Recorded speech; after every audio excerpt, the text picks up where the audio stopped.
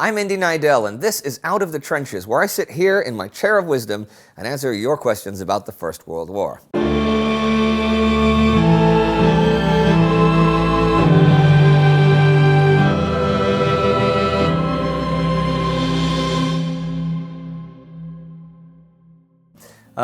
Alvaro Garcia writes, hello Indian crew. I recently read about people in England who refused to serve and how they were treated. My question is, how did each nation deal with conscientious objectors?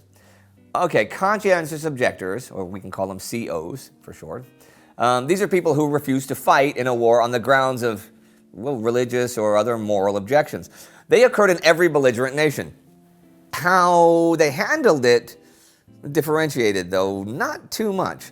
Germany, Austria, and Russia, for example, they didn't tolerate conscientious objection. When a German conscript refused military orders, military authorities thought that recruit might be mentally ill. They sometimes referred the objector to a psychiatrist for an expert opinion. If the patient was mentally fine, he was returned to the army for trial and probable punishment.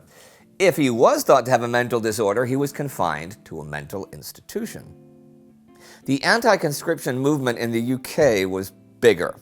Religious pacifists, libertarians, and parts of the anti-war left in Britain founded the Fellowship of Reconciliation and the No Conscription Fellowship. Now, these two pacifist organizations fought against the British government's decision in late 1915 to enforce a military conscription law. However, the anti-conscription parties in Britain failed to prevent Parliament from enacting draft legislation in January 1916.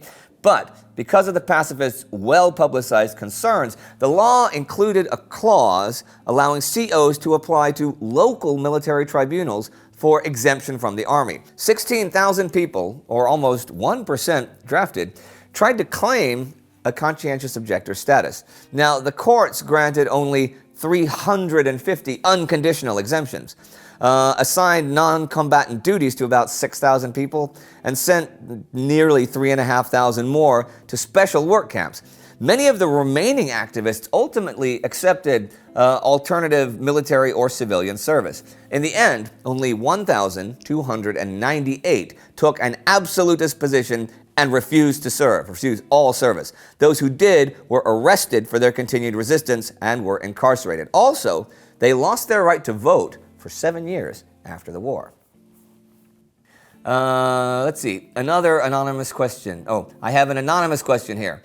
How was water treated at the front lines, or was it transported to the trenches? Are there any examples of contaminated or lack of water being a deciding factor on the battlefield? Oh yeah, clean water is and was a basic necessity. The lack of it can prove disastrous in wartime, and so it did.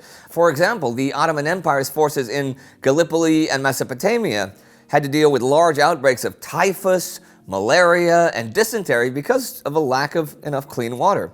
According to historian Ian Brown, who wrote extensively about logistics during the war, a soldier required at least a couple of liters of potable water over and above that contained in their rations, in their food rations, plus water for sanitary purposes such as shaving and a means of efficiently disposing of human waste, ideally in a manner that would not result in its being spread liberally about the countryside by artillery shelling. Not only did armies have to get potable water to the front lines, but they also had to provide water to the soldiers and laborers who built their infrastructure at all points, from bases and ports through to the front lines. These requirements would have run up to 2 liters per hour per man for hard labor during the heat of the day, and say 1 liter per hour in cooler conditions at night. The difficulty here is that the soldiers on the front lines could not, in all but the most unusual of circumstances, turn on a faucet and get drinkable water.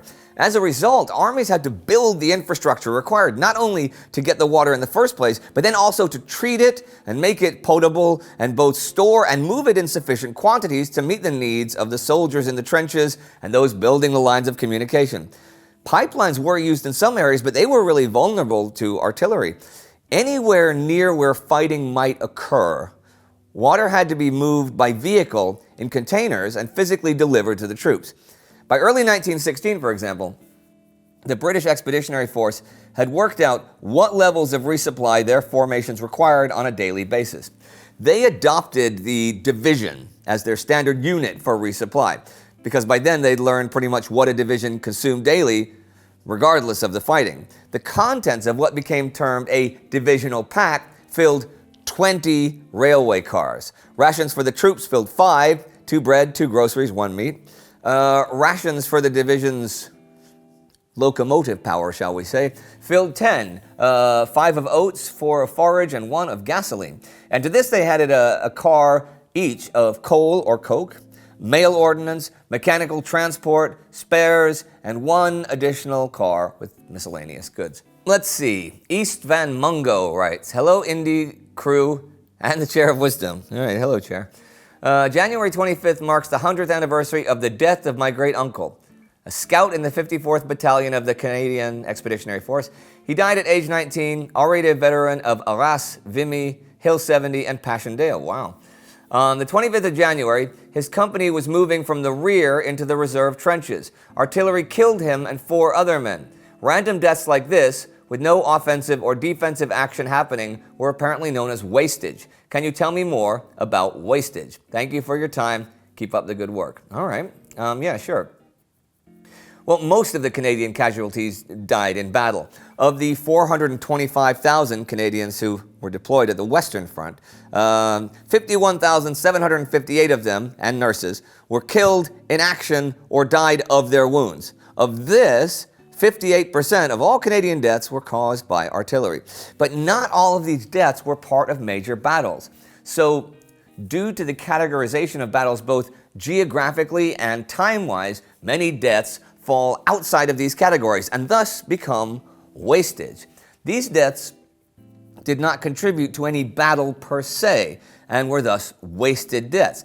These losses were not only caused by artillery, of course, but by illness, environmental causes. In the case of Canada, 7,796 Canadians died of disease or were killed in accidents, and those could be everything from being kicked by a horse to falling down a flight of stairs to being run over by a vehicle. Okay, and this also doesn't count the roughly 50,000 Canadians that were killed by the Spanish flu. This categorization by time or location causes certain deaths to fall outside of a battle. For example, the Battle of Vimy Ridge is considered to have been fought from the 9th to the 14th of April, 1917. According to estimates, 10,602 Canadians were either wounded or killed in that battle. But several thousand Canadians were killed or wounded in the 4 months preceding it, which was filled with heavy trench raiding on enemy lines, dangerous training, and the usual wastage in just holding the trenches, as we discussed before. So this wastage wasn't useful for military command. Historian Mark Harrison points out that the military medical machine set up on the Western Front was meant to reduce the wastage of men in a war of attrition.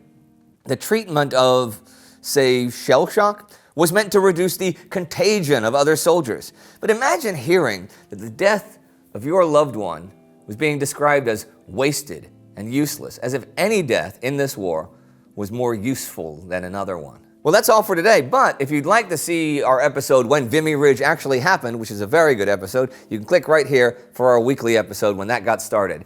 And you can also like us on Facebook, and you can check out our subreddit for all kinds of World War I stuff. We will see you next time.